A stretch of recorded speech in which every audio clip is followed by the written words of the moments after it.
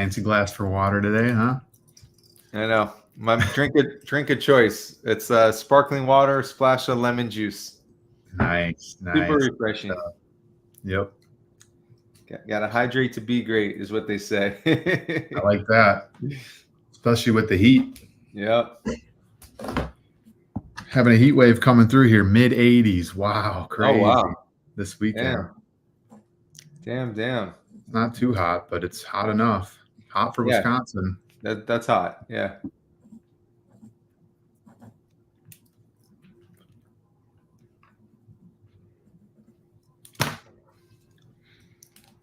All right. Wait a little bit. Have you been doing some good sourcing? I feel like there's been a lot of deals on, I don't know. My leads have been solid. Yeah. Like my FBA leads, I've rejected like 2 in the last like 20 leads. It's great. That's awesome. I wouldn't say like anything out of the ordinary, like I've kind of just ever since my whole debacle a couple months ago with Amazon, it kind of set me back a little bit from going too crazy. I mean, I'm still spending plenty, but as I'm sure but like the more your catalog gets bigger and bigger, if my spend stays the same, it doesn't take me like a crazy amount of time, right? Because you're just you have a bigger pool and you have more knowledge and all that stuff. Yep. So kind of devising a plan to like incrementally scale up through the rest of the year though. Scale up, spend more as we get into Q4, basically. Yeah, we'll have to do a session on back to school when it gets a little closer. There are actually a few listings that I have been looking at. I haven't purchased any back to school stuff yet, but definitely been looking because I know last year I had some like 4 or 5 really good ASINs that I did really well on, and August was my best month last year. So nice. I kind of want to do the same, but I know the ASINs that did really well, so it doesn't hurt to be prepared for those specific ASINs because they're probably going to do well again. I can't imagine they wouldn't. Was it your best month because of back to school or just coincidental that happened to be on top of it? Yeah. Well, there was a couple of good ASINs that I had going, and then back to school helped for sure. Like I was doing a lot more retail arbitrage than I had normally done, but it was not like I had to hit home runs every time I went out. It was never a wasted sourcing time. Yeah. So I'd like to learn more about back to school because I don't know if it's one of those things that just gets more hype than what's real, or if I am missing out on opportunities. So yeah, I think that'd be valuable for myself. Yeah, we'll talk offline. Yeah, maybe we'll drop some gems for the listeners here. But cool. Yeah, so we're into it a couple minutes here, but today's topic, we are basically going to dive into the realm of social media and how that's helped us make connections, how that's helped us grow our Amazon business. It's not just posting, trying to get famous on social media, right? Like that's not really our goal. If you've noticed from our content, we're really trying to post educational content, contribute to the Amazon space and find ways to utilize that to grow our business. And it's helped a ton for both of us. I think we both have different experiences using social media and posting and creating content, but it's definitely helped both of us in a lot of different ways. So we'll go about, we'll talk about all the different ways that, we've used social media, the different sites we're posting on, what type of content we're posting, and then, how that's helped us meet people and, make money a little bit. I mean, there's a million different things social media has done. So, yeah, any initial thoughts on that? Yeah, I think the only other thing is also, I think it's understandable that not everyone wants to show their face for whatever reason. I still think this is still valuable to those people, and we should make a point to discuss that as well. But, I was thinking as you were talking, I was like, and I'll share mine after you, but I'm curious, like what was your initial thought on why you started posting and like, how has it changed, if at all, like today? Yeah. So I wish there was an easy way to check when my account was created, but my Instagram, I didn't start posting until maybe like fall of 2022. Okay. And I started Amazon like January of 2021. So, it was almost 2 years by the time I even made my first post anywhere on any social media. And I think the reason I started posting was to just have some credibility in the space. And if I were to reach out to larger sellers, which I was following plenty at the time, I just didn't post myself. So following some larger creators, I was like, I just feel like, if I can do something in the space, whether it's, post educational content, post, my journey, whatever it is, I feel like if I reached out to basically any seller, I have a better out of connecting with them based on, my posts and what they see on my channel versus like an account with 0 posts, like 2 followers and not even my face in the profile picture. So, so I kind of wanted to connect is kind of the biggest thing. So yeah, I just started posting educational content.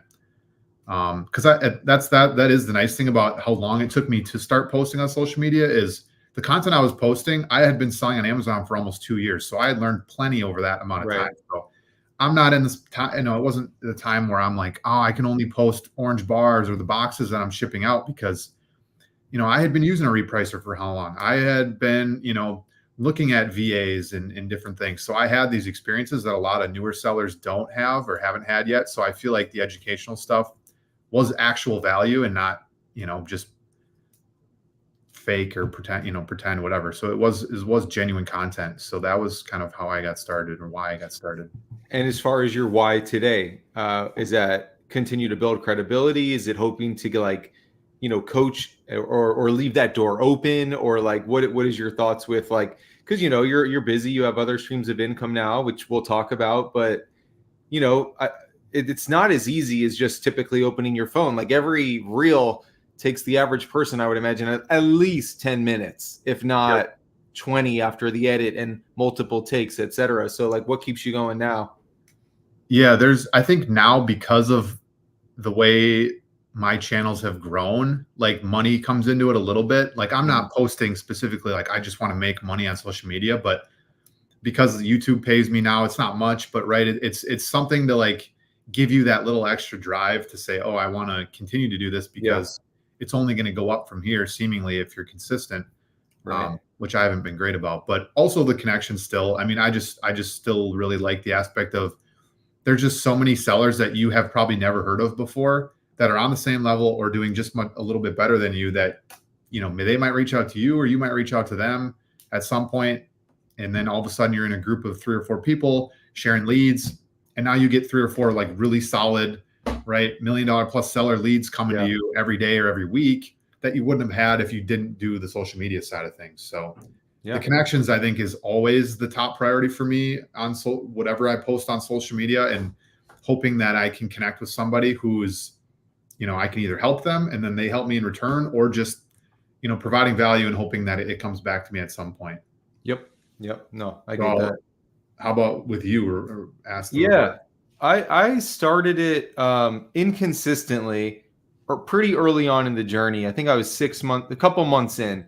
I started making stuff, and I kind of remember I was part of a group and I was just doing numbers, and I was like part of this really big Facebook group during COVID when I started, and I was doing numbers. I'm like, I'm paying for coaching. I bought a course or 2 on grocery and this, and I did like, if I took the number of people following versus like a small percentage, I'm like, this person's making $6,000 in just education, right? And well-deserved, by the way. And I'm like, I know that I'm comfortable like recording and stuff, showing my face. I know what I feel pretty good about what I'm doing. And like, I had a knack for it early on, sourcing in Amazon. And my thought at the time was just like, one day maybe I can monetize this, right? I will say I didn't realize how hard it was. I always kind of said like, and I've talked about this before, but if I was going to do it, I wanted to do it a way I felt good about, like, who I am authentically. And like, I've always had no interest in like trying to scam somebody, obviously. So that all came into play, and I still really haven't monetized per se. I hope to in the future, but like, it just takes time. But I will say, as we got going, as you mentioned, connecting with people, opinions, leads is huge. Hey, how do you deal with this? Swapping leads, swapping site sales going on. That to me will probably make more money than any education thing I do over the course of selling on Amazon. But now I also just feel like you said, like, I think YouTube's interesting because if you continue to be consistent over time, you put in the work, you make the videos, it's not going to necessarily change your life, but another stream of like some passive income that is passive in the sense of once you do it, you're done kind of with the videos. Um, I'm just kind of hopeful that it leads to stuff. So early on, it was purely monetary, and then as I got going, I realized the value in the connections themselves. And what keeps me continuing going is the connections, and it keeps the door open to whether I decide to do coaching one day, programs, whatever. Just as I grow and learn more and share that, it only continues to elevate my credibility. So keeps that door open. Definitely. Tam says, agree with the connections. Yep. Connections are huge. I mean, Jonathan and I basically met through social media. I mean, obviously, but like we reached out, we post similar content, and then we got in a Discord group together. We were doing leads for a while, back and forth. That kind of fell off, but we, stayed connected on Instagram, and all of a sudden now we're doing a YouTube and here we are. Right. series together for the last like 6 months. So, I mean, and I mean, we're both similar, sellers, and we post similar content. So like, you're just going to find people in the space that you vibe with. Right. And you might just, there might be 2 or 3 people where you're just like, man, we have the same philosophies on business, right? We post a similar content. Like, you could find someone who you just are sharing leads with all the time. And think of it this way, like, don't be afraid to share leads with people, because if you trust that person, or you want to be able to trust that person, like, one extra seller on the listing, knowing that it's a good seller, they're not going to tank the listing, right? They're not going to share it with a bunch of people. Like, you can trust that if you share a lead, they'll probably reciprocate, and you're not going to worry about like, oh, my good lead is going to be tanked because a million people are going to see it. That's just, it hasn't been the case, and it's not the case. Yeah. And also, oh, I was just on the tip of my tongue. Are you kidding me? Oh, no. Oh man. Oh, no. What was I going to say? Social media posting. Oh, yes. You said who you vibe with and stuff too. 2 things came to mind. For one, I am such a believer in like your intuition, your gut. You can just kind of get a feel for people. And then 2, one thing that was huge for me, if anybody does get into content or whatever, it's I've interviewed people, which makes me much closer with them quickly. Like, I interviewed Alex a while ago, and it's an hour conversation, and we're talking before and after, and it's kind of an acknowledgement of like, I respect you, and vice versa by coming on. And it's also allowed me now by posting to go on other ones that, like, I just spoke to the other Alexa, and Steve's her husband. They're huge sellers, and I really, really respect them. And now that we have that interview, like, they asked me to do it. So in theory, it's doing a favor, even though I got a ton out of it too. Yeah. And now we have connections. And if I have a question, very, very successful, experienced sellers, I'll just reach out to them. Right. So, but it's like anything, baby steps. Right. And I think the biggest thing I would say is just do what you're comfortable with. And that's not an excuse for not doing it consistently. If you decide to take the plunge, I know it, but like, do what's true to you. You don't have to mimic anybody else in anyone else's style. Yeah, let's dive into that a little further. But Bruce, ask away, man. We're always taking questions. If you guys have anything, we love diving into specific questions, because we can only talk so much on the social media side. But if you do have questions about social media or anything else Amazon related, we're great resources. Armand, thanks for joining. We all in the wrong business. The real margin is education business. Honestly, that's low cost business. We're not in that. It's the chicken or the egg thing, though, right? Like, in order to educate, you have to be educated, right? Yeah. There you go. So you got to do one before the other. Yep. Tam says, thanks for the honesty, guys. Created IG specifically for reselling with the same reasons, connections, and to help other resellers. Yeah, and we'll say this. I think we maybe brushed it over, but don't be afraid to reach out to other sellers, even if it's a seller that's doing $1 million a year. A lot of them will respond if it's a genuine question. So, don't be afraid to ask, hey, I'm having trouble with finding leads, or, hey, my REPRICER is not great. Do you have any recommendations? Whatever it is, a lot of them are willing to help. I am. When I get genuine questions, I almost always answer the DMs. I get a lot of scam DMs that are just, trying to sell me stuff. But Yeah. there's plenty of genuine questions in the DMs that I will answer every time. So Yeah, I'll just piggyback on that from my experience too, asking people and being asked. As long as you're putting in work, I think most people want to help you, right? So like as long as you have evidence, and I don't mean like numbers and stuff, just like, hey, I'm trying to figure this out on my own. I've attempted X, Y, and Z. Can you clarify, or whatever the case may be, or what's your 2 cents on this? I think most people are down to help people. Yep, definitely. Tim, how's it going? Thanks for joining. Yeah, if you guys have any other questions, specific ones, ask away. But I think let's talk about YouTube specifically, because I think that's probably the easiest channel to monetize. And it's not easy by any means, but maybe let's talk about how to get there and what we've done and kind of how long our journey on YouTube has been. Because I think YouTube's probably my favorite channel to post and grow, but it's the only one getting monetized specifically, like because of the views. But if you're comfortable talking about the journey to getting monetized, I think it'd be an interesting topic to go into a little bit. Yeah. So for anybody not familiar, I think to monetize on YouTube, if I'm not mistaken, you need 1,000 subscribers and 4,000 watch hours. Okay. Yep. And so it took me probably, I don't know, posting 2 videos a week for probably close to 2 years to get there. Right.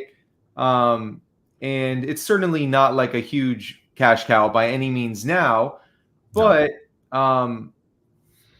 it's something that's cool because not only can you get paid from YouTube, but like once you start building credibility, I probably get a couple $100 a month in affiliate stuff without like selling it. It's just in my descriptions, right? Genuine things that I use. Here's a discount code. I always get little notifications. That's cool. And I would say that, YouTube, everything is just consistency. It's just consistency, having your systems like, to me, I've always been comfortable. Like I said, like I'm fine getting on camera. That's not a big deal. Never really edited and stuff. I hit a wall with that. And then I was kind of like, you know what? This is education. I'm not going to worry or go crazy about the jump cuts or this edit or that. I'm going to try to provide valuable information consistently. And I know when I watch stuff, when it's learning, it doesn't have to be top tier editing. I just want the information. Now, if you do information with top tier editing, yes, it's a better package. But if editing or film quality is your concern, I don't let that get in the way. I've even like stopped making thumbnails. Now, I'm not saying that's a good idea, but like I would rather post a video with, if that means not spending time on thumbnails, than not posting a video at all. Yep. And efficiency does matter in the space. I mean, you can spend a lot of time editing. I know people that are doing really well that have their own editor because it does take time. Right. But yeah, it took probably almost 2 years of consistent posting to get monetized. And the 1,000 subscribers I actually hit pretty quickly. I think I hit that in like 9 months maybe. But yeah, the watch hours is what takes time, because you'd be surprised how long, even if a video gets 300-400 views and average watch time is say 6 to 8 minutes, that's like maybe 20 hours of watch time. So you got to hit 4,000. So it does take time and consistency. But again, that's just like you said, the affiliates in the description, right? You're building the credibility, which will give you loyal followers over time, right? Just by people stumbling across your videos, some people are going to resonate with the information you're providing, and they will, follow you, right? They'll subscribe and they'll watch all the videos and they'll watch them all the way through. So you're going to have some loyal subscribers that trust what you have to say, and they will probably, some of them will subscribe to your affiliate links, whether they're already using the software or they wanted to find a software, right? Like, right. I have affiliates with SellerAmp. I have affiliates with Be Cool, my REPRICER. So it's like, I'm using it. I enjoy using it. I'm not promoting stuff that I don't actually use. So of course I'm going to put those links in my description when I'm talking about it in the video. And, just by default, you get a couple people to sign up here and there. So that's a stream from posting on YouTube. Also the monetization, once you get monetized, it's not much, right? 70 to 150, $200 a month, really max is where I'm at. But, yeah, it's not like you're going to make life-changing money, but you start to add up these couple income streams from social media, Right. And now, you know, we're getting to that point where it's like, okay, this really makes sense to post because we're providing the value we wanted to provide in the beginning. We're making the connections because our following's growing and we're, you know, getting in front of more people. And then now the monetization part just kind of adds a little extra motivation to want to get you to keep posting. Yeah. And I would just say, like, even though we're talking about that, I really do think the utmost value is going to come from the connections, right? The sharing of the leads, the being able to ask questions. That's this stuff for us is like gravy. And who knows? It keeps the door open. If we do this for another 5 years and you get to 20,000 subscribers on YouTube, well, now you can make probably $2,000 a month based on your whole catalog of videos and watch time. It's like a big compounding game, right? So I'm not saying that's bad by any means, but like in the short term, and for overall value, it's probably in those connections, if I had to guess. Yep. Tim says, do either of y'all offer coaching in finding profitable leads? Do you skip over profitable products that you're gated in? I believe Amazon is a sourcing game. I'm still struggling with it.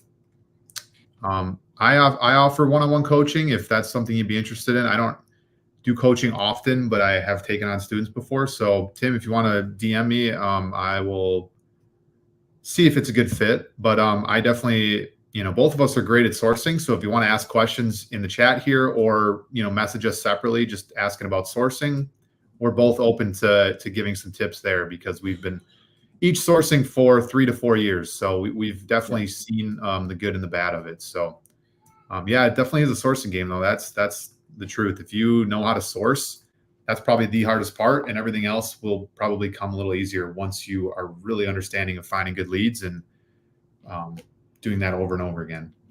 Yeah, it is a sourcing game. I mean, sourcing is the name of the game by a long shot. Like if you can figure out sourcing, everything else is going to come very easily.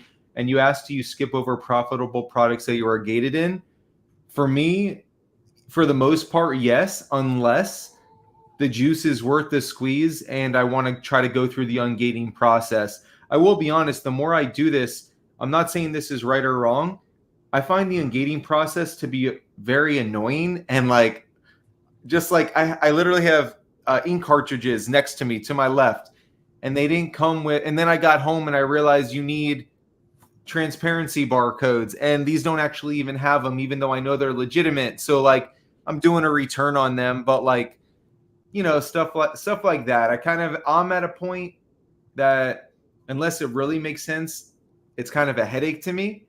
But if you're early on, I wouldn't get caught up in that. I would just focus on what you're allowed to sell. There's plenty out there. Get good at sourcing. And then if something's really important to you, for one, a lot of stuff becomes naturally ungated if you're pretty early on in your journey. And then I would pick and choose and make sure that it's really worthwhile. By the way, I don't want to seem like ungating is the worst thing in the world. It's just like, you know, it's not always successful or as easeful as it should be.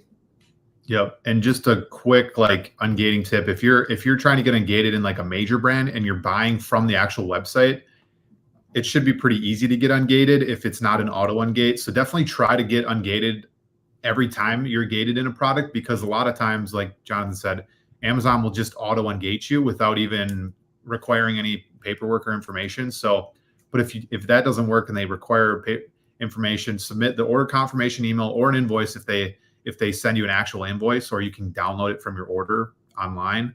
And then also it doesn't hurt to add your like a shipping confirmation email or a delivery confirmation email with the order confirmation, because they just like to know that you purchased it and it did arrive to your billing address or your shipping address that you said. You're not buying something and canceling the order trying to get a fake ungate type thing. So that's basically what Amazon cares about. So anyway, Bruce asked, with OA, what % of your buys are from purely clearance items versus just sale items? For me, I think a very small percentage are clearance, to be honest. And sale items, probably, I don't even know that so much sale as much as like buying things at the right time and stacking maybe like coupon codes. But I actually find like when obvious sales are going on and they're publicized sales, I don't love that, because then a lot of eyeballs go there. So generally speaking, clearance, I would say probably less than 5%. Sale, probably less than 20%. I'm just ballparking kind of off a feel here. What about you? A little bit higher for me, I think. Purely clearance, yeah, there's just not a lot of that because it's such an easy thing to find. Like you said, there's just so many eyeballs on the clearance section, Yeah. especially items that are just always on, right? If there's just like a sale or you go to the sale section or the clearance section on a website or in a store, and like obviously everyone's going to go there first. So not a ton of clearance, but sale items, when items are on sale, my VA does find a lot of good, like, you know, 3-day sale type items. And if I can stack a discount on top of it, or rewards points from a website that I'm in a rewards program, and then discounted gift cards, like I can get it pretty cheap. And it's usually on listings that aren't tanking really, or I've noticed don't tank as well. So yeah, if you know what you're doing, like you said, we've been sourcing so long, like we know exactly what to look for. And I mean, honestly, at this point, both of us can look at a Keep It chart in like less than 10 seconds and already determine if it's worth digging into the data more or just skipping it because it's that bad. So yeah, with that kind of ties into like the sale items and digging a little deeper. Yeah, a lot of the just plain sale items, again, if it's like a site-wide Walgreens sale, right? Like plenty of sale items, but is it going to be, you know, non-tanking sale items? That's a tougher question because a lot of people are, even though you're stacking discounts and stuff, a lot of people are doing the exact same thing. So I was actually just going to say, we made a video on like stacking to get discounts with gift cards and X, Y, and Z. And I think that's more applicable of our, yeah, certainly we do that with sale, certainly clearance, but like the day-to-day, the bulk is like just on, you know, finding good product and then trying to get it at the lowest price you can. And that video kind of goes over that. Yep. Tam asks, are you both doing all OA? We are. Yep. What would you say are the pros versus cons when using reverse source and Keep a Product Finder to sort versus just Keep a Product Finder sourcing? I might need some clarification off the top of my head. What about reverse sourcing and Keep a Product Finder? So that would be like, honestly, I think it's more just like Keep a Product Finder.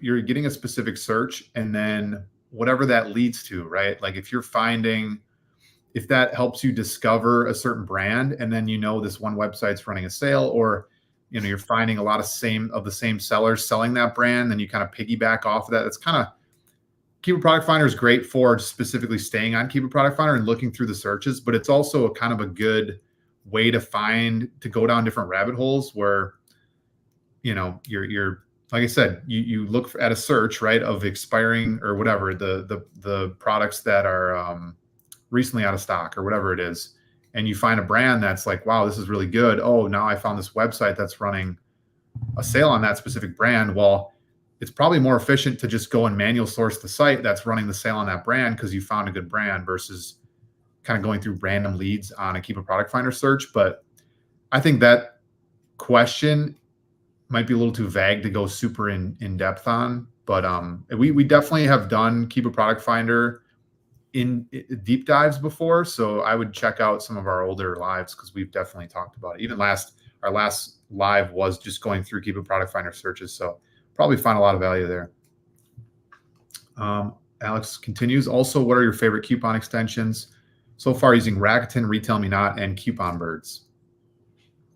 Yeah, so like Rakuten's is like cashback. Or I mean, they do coupons too, but like it's easy. It's harder to find the coupons, more easy to use the cashback, basically. Yeah, let's just bulk into extensions, right? So my favorite for like cashback are Rakuten and Top Cashback.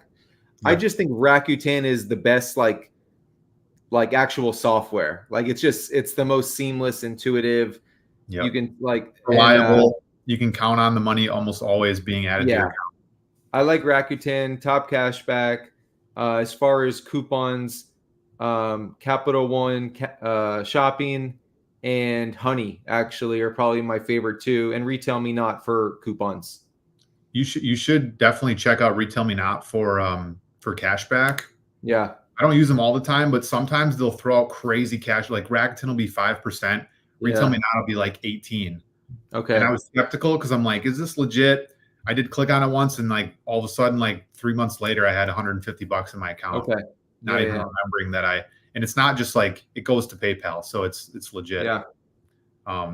Actually, I should look into if, because I feel like I've used it a couple times. It's definitely not one where you can stack like cash backs. I know Honey and Rakuten work together. If you do Honey first and then Rakuten, it'll do both. It'll do cash back for both. I don't know if you knew that. No, I didn't know that. Oh, and also though, Top Cashback has, I'm pretty sure, a matching program, don't they? I feel like you might have told me that. They do. Most of the time, Top Cash Back is going to be a percentage or two over what Rakuten is, just to beat them out. I think they do that on purpose, obviously, but it's fairly rare that you'll find where Rakuten is higher than Top Cash Back. So, but they do have a matching program where let's say you're looking at Adidas.com or something, and Rakuten is 10%, Top Cash Back is 8%. You use Top Cash Back. Make sure to log it right away. Once it's on your account, that it shows that you submitted the cash back for that shopping event. Go in and you can say like, oh, Rakuten was higher at 10%, and they'll go up and match it. But you have to do it right away because they want to confirm that the date and the order number and the order like confirmation email. They'll like have you paste in that you actually ordered it, and then they'll have you paste in what Rakuten was, and you might even have to take a screenshot of Rakuten's higher percentage. But you can get some. Sometimes it's worth it. A lot of times that's just too much work for me. But right, I was gonna say, like, if we're talking 15% on a large order, that might be worth it. That'd be $100. But yeah, exactly. So yeah, those are definitely the great ones. I haven't actually used Coupon Birds, but you're going to get the most of the discounts from Capital One Shopping, Honey, and Retail Me Not. Those are they're all legit. I mean, if you might as well use them all though. There's no harm. And it doesn't hurt to try. If you got some, I think there's like one called what's it called? I don't know. You just search, right? Discounts on this one website, and sometimes random coupon stores will pop up. Shoot, try the codes. If they work, awesome. If they don't, whatever, you move on and you don't have the codes. So Rebates Me is another pop-up for cashback I've used. Yep. Tim follows up with, I have an older Amazon account that I've opened over 10 years ago. Wow. And made active again within the last couple of years. I became gated in a lot of categories that weren't gated previously. It's wild. Oh yeah. 10 years ago, it's a different world. It's a different world by the year, by the month. You know what I mean? Basically. Yeah. They went on a regate frenzy, like probably last year, maybe in the summer. It was sometime last year. A lot of big brands got regated, but it's easy to get ungated, fortunately. But yeah, it's probably just going to take some time to build up your catalog again and get ungated in some categories and brands. Yep. Next question. I can't apply dangerous goods program. I want ASIN. It wants ASIN. Oh, it wants ASIN. Yeah. I thought you had to be invited. You have to get invited in. Yeah. Yep. So if you're not invited, and Amazon will send an email, so you just got to look. Maybe you got the email and you just haven't accepted it, but go check if you got the email. If you didn't, then you just have to wait to get invited. But you can sell dangerous goods programs. You just have to merchant fulfill them. And when you merchant fulfill, you have to use ground shipping. So just keep that in mind. You can't ship something 2-day air if it's dangerous good. It has to be UPS ground, USPS ground, right? Yeah. Retail Me Not has offered some 15% randomly. Yeah, no, honestly, they give some cash back. I was skeptical at first, but they gave me the money. I like I said, I had like $150, and I'm like, oh, is this like Retail Me Not cash? Like I have to, kind of like, Honey Capital One cash or whatever. Yeah, Capital One. No, they asked if I wanted to send it to my PayPal account, and then I put it in the business. So pretty sweet. Bruce says, wow, true that, man. True that.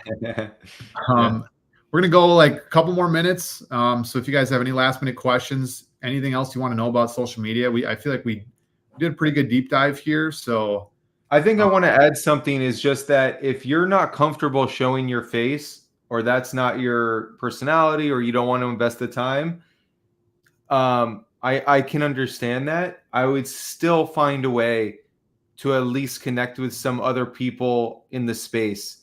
And there maybe is groups out there or Discords that you can join and just kind of introduce yourself. Say, hey, I'm this level seller. I'd really love to connect with a seller or two to start sharing some leads, and put yourself out there, like in that sense, even if you don't want to make content. I can't emphasize enough the importance and value of one or two good connections to not just have questions for, but hey, if we each commit to sharing one lead a day, you're now going to get 30 a month, and some of those are going to be profitable and no extra work to you, right? So I really, really can't emphasize the value enough of like making some connections. Yeah, and like you said, it doesn't have to be an Instagram, doesn't have to be a YouTube channel. Go make a Twitter or X or whatever, and you don't have to put your face on that. You just write text. Go join Discord groups from some of the bigger creators that you follow. And again, you don't have to show your face there. You just need to reach out to people and show genuine interest and genuine compassion to the space, and you will get that and reciprocate. So definitely a great, it's helped our businesses a ton. We've been in groups together before. We've reached out to other sellers. I've asked, so especially early on, my first year, I messaged so many, or first couple years, I messaged so many other bigger sellers, and most of them responded. Most of them respond to your questions. I've even made friends with some of them. So, most creators aren't too big to respond to a small seller unless they're, and if they don't respond, or if they respond negatively, then maybe it's not worth making that connection anyway. So, but there's plenty of genuine people in the space that will respond. Totally. Tim, I have fortunately been in the Dangerous Goods program for several years now. Can't remember what I had to do to get it all. Yeah, it's they invite you, and you just have to maybe submit some paperwork, but I'm in it. I don't send a ton of Dangerous Goods stuff. It's nice to have the advantage actually during Christmas time in Q4. Some listings are really good Dangerous Goods, and like there's more FBM sellers than FBA. So the FBA sellers get the advantage around Christmas time when they really want that buy box to go to the 2-day primers. So anyway, if you don't have it, not the end of the world. I've shipped plenty of Dangerous Goods FBM. If it's worth it profit wise, then why not? Yep, totally. All right. Cool.